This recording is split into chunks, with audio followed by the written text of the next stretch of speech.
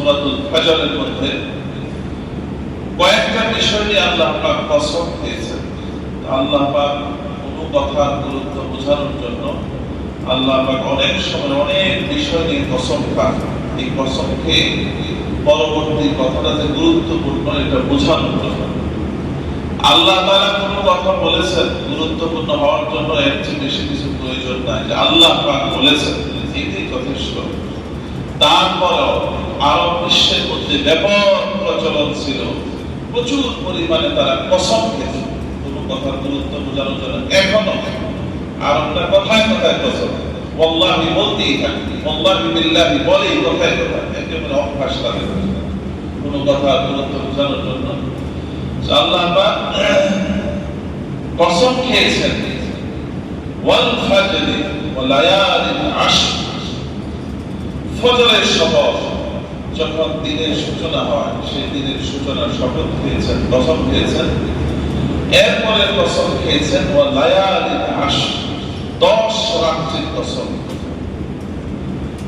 কোরআন কারীমের আরেক জায়গার মধ্যে আল্লাহ তাআলা বলেছেন ওয়াযকুরু ফিল আইয়ামি মা'লুমাত, আইয়াম মা'লুমাত, সুনির্দিষ্ট কিছু দিনে ওয়াযকুরুহু, আল্লাহ তাআলা জিকির করো, আল্লাহ পাকের স্মরণ করো।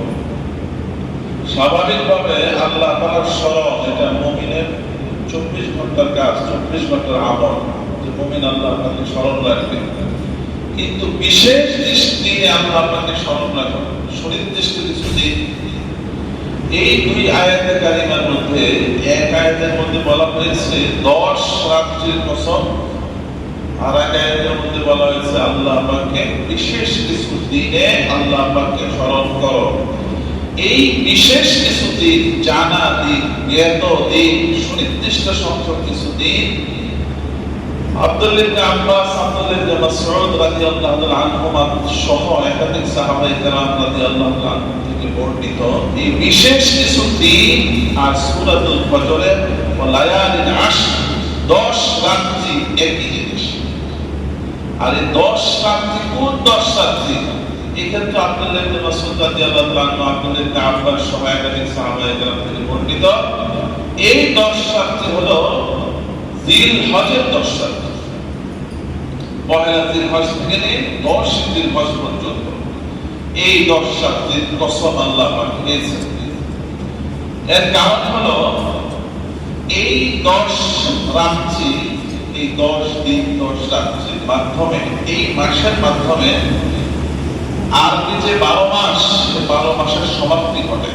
এবং এই 10 দিনের মধ্যে এত পরিমাণে আমল আল্লাহ পাক রেখেছেন, অন্য কোন মাসে এই পরিমাণে আমল রাখেন না। এমনকি কোন কোন উলামায়ে কেরাম, আমাদের সলফ যারা আমাদের পূর্বসূরি, যারা চলে গিয়েছেন, বড় বড় জ্ঞানী বিজ্ঞ উলামায়ে কেরাম, কেউ কেউ বলেছেন যে রমজানুল মুবারকের চাইতে এই 10 দিনের আমলের গুরুত্ব আরো বেশি, কেউ কেউ বলেছেন। বাকি দুই জায়গার মধ্যে অনেকেই সামঞ্জস্য বিধান করেছেন, সামঞ্জস্যতা তৈরি করার চেষ্টা করেছেন। কেউ বলেছেন রমজানুল মুবারকের যে শ্রেষ্ঠত্ব, লাইলাতুল কদর, এটা হলো রাতের সাথে সংশ্লিষ্ট। আর এই 10 রাত্রির যে শ্রেষ্ঠত্ব এবং সম্মান, এটা হলো দিনের সাথে